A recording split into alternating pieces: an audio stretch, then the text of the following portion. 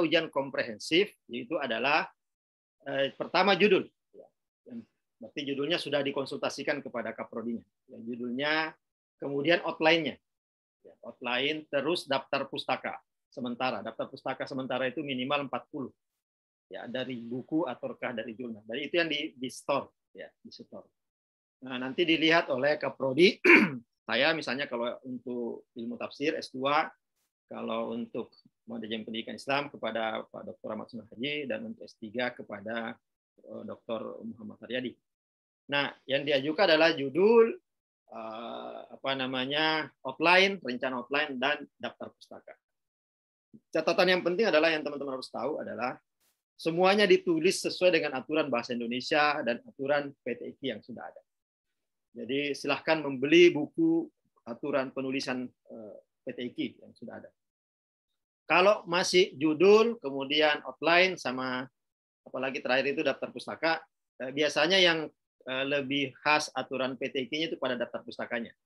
Ya, di sana ada cara penulisan khas PTIQ, apa mana yang diitalikan, ya, mana ditransliterasi, di situ ada di aturan PTIQ. Oke, itu ya yang diajukan. Nanti setelah disahkan di ACC maka akan mendapatkan ujian soal untuk ujian tulis. Setelah ujian tulis selesai, hasil dari ujian tulis itu di ujian lisankan. Dan semuanya mendaftar aja ke TU-nya ya, atau ke administrator pasca sarjana, silahkan mendaftar ke mereka, akan ditunjuk ya kapan ujian tulisannya dan kapan ujian tulisnya, seperti itu ya.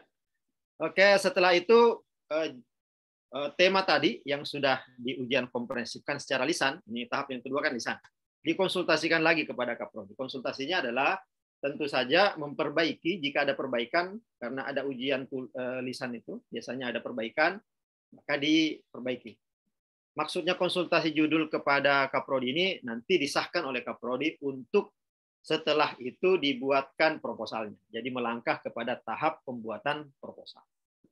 Tentang pembuatan proposal ini tentu saja sudah semakin kompleks ya aturan, atau bahkan sudah lengkap aturan pembuatan karya ilmiah di PTIQ. Maka akan sangat pentinglah buku panduan penulisan karya ilmiah di PTIQ. Ini pembuatan proposal. Nah, semua ini dimulai dari semester 3. Tapi sekali lagi pencarian judul tidak harus semester 3. Sebelumnya sudah boleh mengajukan ngobrol judul-judul kepada dosen atau kepada kaprodi juga bisa langsung. Kemudian pembuatan proposal, setelah itu pengesahan proposal untuk seminar proposal. Sekali lagi yang dikontrol oleh kaprodi adalah apakah proposalnya sudah mengikuti atau sudah memperbaiki hasil ujian komprehensif. Kemudian apakah sudah mengikuti aturan bahasa Indonesia, ya huruf besar, huruf kecil, koma, dan seterusnya, tanda baca lain. Kemudian apakah sudah mengikuti aturan dari dari PTIQ, cara bikin footnote, cara bikin daftar pustaka, terus spasinya berapa, dan seterusnya. Tentu saja ada perbedaan nanti, mungkin ya saya tidak tahu pasti, tapi ada perbedaan mungkin antara 3 prodi di sini. Ada S3, ada 2 di S2. Apakah ada beda yang dilaporkan dalam ujian proposal? Silahkan nanti ditanyakan pas dibagi nanti. Jadi seluruh pertanyaan-pertanyaan, jadi sini tidak pertanyaan, catat aja pertanyaannya, nanti ditanyakan langsung kepada kaprodi yang akan bertemu pada jam 1 nanti. Kemudian setelah itu ujian proposal, ya tahapnya adalah ujian proposal. Ya sama dengan ujian yang sebelumnya, ujian komprehensif, ujian proposal ini ya mengontrol kembali. Ya, ujian proposal ini dihadiri biasanya oleh direktur pasca. Jadi ada direktur pasca. Kalau ujian komprehensif, oh ya ada juga, terutama yang S3 ya, direktur pasca pasti hadir. Jadi makanya benar-benar diperbaiki, dipersiapkan dengan baik proposalnya. Kemudian pengesahan, ya kembali pengesahan proposal ini lebih kepada mengontrol apakah masukan dari ujian proposal itu sudah ditangani, diakomodir atau belum. Dan kembali tetap dikontrol penulisan bahasa Indonesianya, penulisan aturan PTK. Waduh, ada yang nyoret-nyoret saya. Tidak apa-apa. Ya, kemudian setelah setelah ujian proposal, setelah diperiksa, ya kemudian ada tahap penentuan pembimbing, ya, penentuan pembimbing. Nanti teman-teman yang mau dibimbing oleh siapa, silahkan diajukan namanya. Saya mau dibimbing oleh ini atau siapa, silahkan diajukan. Adapun pengesahannya nanti tergantung pertimbangan dari administrator pasca. Apakah misalnya dosennya masih muat untuk dibimbing, biasanya kan ada dosen yang kebanyakan pembimbing, mungkin tidak muat lagi, apa boleh buat, usulannya tidak diterima, diganti dengan dosen lain. Dan seterusnya ada beberapa pertimbangan. Tapi boleh mengajukan nama pembimbing pada waktu penentuan pembimbing. Dan setelah itu masuk kepada masa pembimbingan. Jadi pembimbingan biasanya ada 2 dosen, ada 2 pembimbing. Nah, ketika sampai pada bab 3 ada ujian namanya, ada ujian progress report 1. Nah, ujian progress report 1 ini hanya bisa dilakukan apabila sudah ada izin, ya, berupa pengesahan dari kedua pembimbing. Sekali lagi, apa yang terjadi pada ujian progress report 1 sama dengan sebelumnya, mengontrol tesis ini atau disertasi ini apakah sudah mengikuti arahan pada ujian sebelumnya, dan apakah sudah mengikuti aturan bahasa Indonesia yang baik dan benar, dan apakah sudah mengikuti aturan penulisan karya ilmiah di PTK. Jadi mengontrol. Nah, ujian progress report ini tidak diuji oleh pembimbing, diuji oleh dosen selain pembimbing. Ada dosen akan ditunjuk juga oleh tata usaha, dan dalam hal penguji ini peserta tidak bisa mengusulkan akan diuji oleh siapa. Tapi pembimbing masih bisa mengusulkan diuji oleh siapa.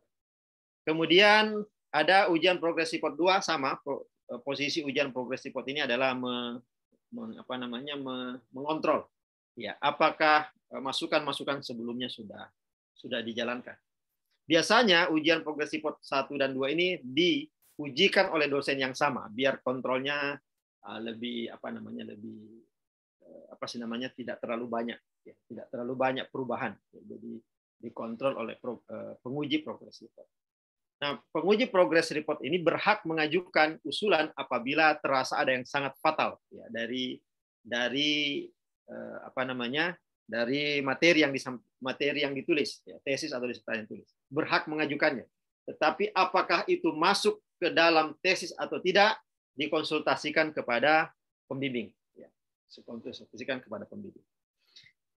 Kemudian pengesahan tesis dan disertasi oleh pembimbing. Ya, setelah semuanya selesai, tentu saja tahap selanjutnya adalah ujian tesis atau ujian disertasi. Nah, baik ujian tesis maupun ujian disertasi hanya bisa dilakukan apabila sudah mendapatkan tanda tangan dari pembimbing, kedua pembimbing.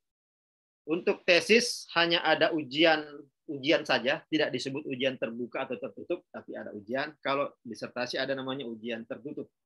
Ujian tertutup ini biasanya lebih berat daripada ujian terbuka untuk disertasi. Karena benar-benar dikontrol agar siap dipromosikan. Kan mau ujian promosi kan? Alangkah fatalnya apabila dipromosikan tetapi masih berantakan. Karena itu biasanya di ujian tertutup ini sangat cukup berat baik bagi penguji maupun bagi yang diuji. Tetapi akan menjadi fatal apabila masukan di ujian tertutup ini tidak dilaksanakan oleh peserta yang diuji. Nanti akan sangat fatal pada ujian promosi. Jadi nanti yang dipromosikan itu bukan kebenaran-kebenarannya, tapi kekeliruan-kekeliruannya. Ya karena apa? Ya karena tidak mengikuti masukan-masukan di ujian tertutup. Nah, setelah itu baru masuk kepada perbaikan. Ya, biasanya ada perbaikan setelah ujian, kemudian pengesahan. Nah, untuk tafsir, ya S2 tafsir wajib sebagai persyaratan untuk mendapatkan ijazah wajib membuat sebuah makalah yang berasal dari tesis. Wajib membuat sebuah makalah yang berasal dari tesis. Bisa mengambil dari keseluruhan tesis atau bisa mengambil bagian-bagian dari tesis. Saya mengusulkan semuanya melakukan hal yang sama, saya kira. Sebagai karya ilmiah bisa diambil dari tesis, bisa mengambil bagiannya, bisa juga diambil dari keseluruhan. Nah, saya kira itu karena sudah azan juga.